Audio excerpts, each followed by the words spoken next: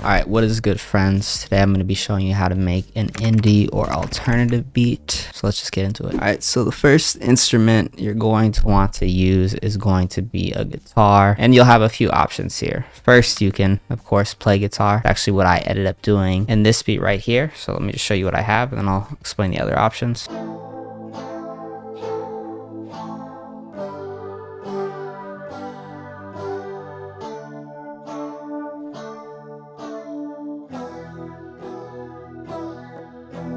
And I have no idea how to play guitar, really. I just played each of those chords individually and just kind of combined them together. Another option that you can use if you don't know how to play guitar or just don't have a guitar, you can use guitar loop from, a variety of different websites, or you can use a VST with a guitar sound. So I'm just gonna open up my bank Lost again. This also comes as one shots as well, so you could use a one shot as well to do this technique. You could take something like this Crimson guitar right here from the back. Then you want to create like some sort of a chord progression like this, but instead of having the notes all be perfectly in time, remember when you have a guitar that you're never hitting all the notes at the exact same time. You're strumming it, and so you have to do that as well if you're using a VST. So what you can do is just do Control A and then do Alt S. You can control how much you want to strum it, so let's just do this for example.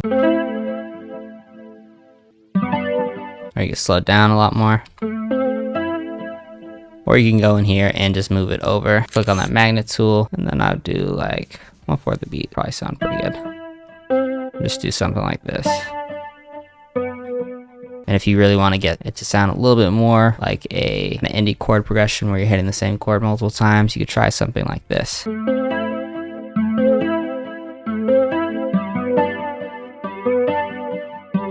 Just make sure you have good guitar sound. But at the end of the day, nothing's going to sound quite like a guitar, aside from an actual guitar. Now, the effects you can use, regardless of what method you end up choosing with your guitar, is right here. On this guitar, I kind of added a few effects to beef it up a little bit. Take all these off. Here's what it sounds like.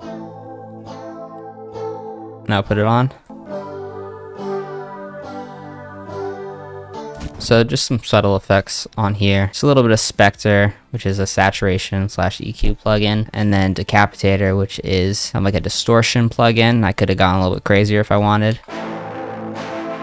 but I wanted it to have a bit of a cleaner sound. And then to get rid of some of like the bad frequencies, I added this Soothe too, just to make the guitar a little bit smoother, as I wanted it more like airy and spacey for this indie or alternative track, whatever that means. Probably not a good thing to say in the middle of the tutorial, but it's very kind of broad genre at the end of the day. Then after that, I just went into my bank Lost again. First, I just added some synth keys, and these are just playing the same chords that the guitar is playing. And I randomized it a bit and altered all of the notes, making them shorter or longer, just so it played as if I was playing myself.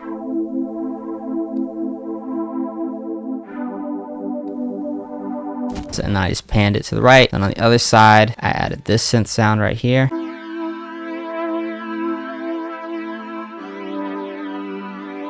This one's also panned to the left a bit more, so I kind of wanted to think of it as one instrument almost. And together they sound like this.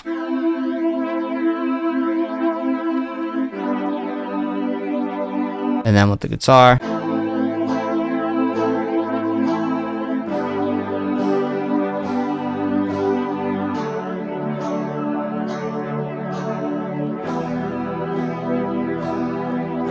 And then to add something like kind of unique and interesting, as that's usually my favorite part of like an indie or alternative beat, just kind of I guess music in general, is when someone does something that sounds a little bit unique and stands out, is I added my own vocals, almost like a counter melody or like a melody that plays throughout, and I just grounded it in reverb really and delay. So here's how that sounds.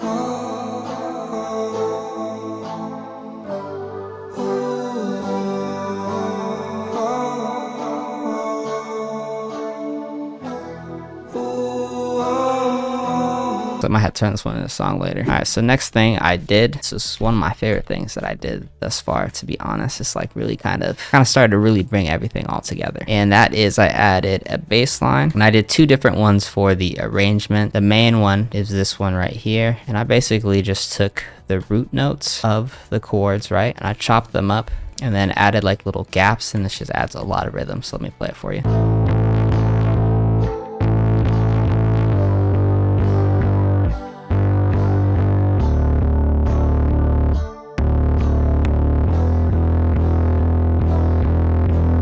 And the other interesting thing that I did is I played with which octave I had the bass on. So the bass is actually at a lower part for most of the beat, and then it changes to a higher part. And it just works with this bass for some reason.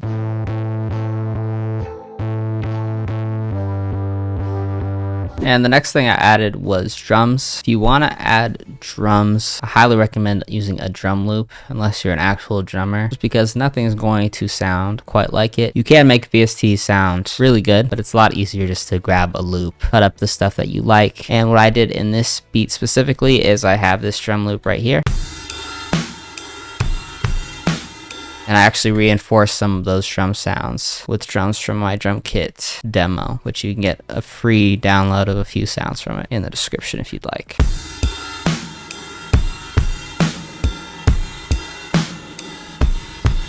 So it just makes the kick and the snare hit a bit harder. Now, I went and arranged it, and I did a few interesting things that will sound pretty cool once you give it a listen. And the first thing was I changed up this bass line a bit, as this will be like the intro bass line. Basically just eliminated some of the chops and then added a few notes kind of leading into the next ones. And then I also added some thermal to my vocals to add some distortion when it kind of drops into the chorus area. So give it a listen, subscribe, and feel free to check out the video that pops up on the screen in a second. If you enjoyed this one, I think you'll enjoy that one as well.